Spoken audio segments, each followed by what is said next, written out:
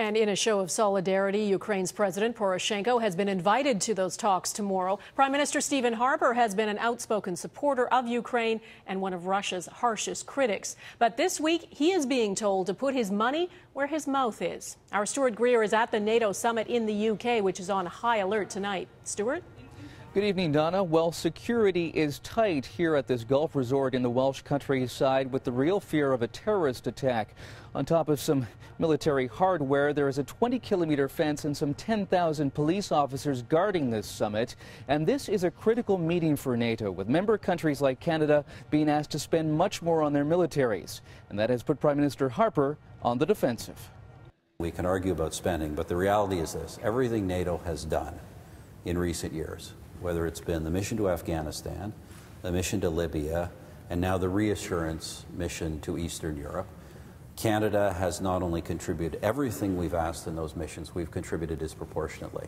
So don't tell me about how much you're spending, tell me about how much you're actually doing.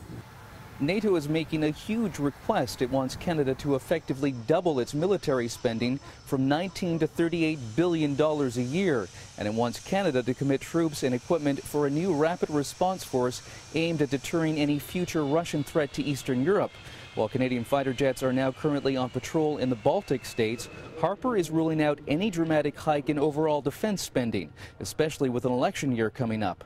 But in front of a UK business audience today, he did promise to contribute to any further missions NATO may launch. We will likely be spending more, and will be spending more in the years to come, but we will only be spending where there is need and where there is clearly a will on the part of NATO or other allies to actually act. And if leaders here needed yet another thing to focus their minds, Russia today announced plans for a major military exercise at the end of the month involving thousands of troops responsible for the country's long-range nuclear weapons. Donna.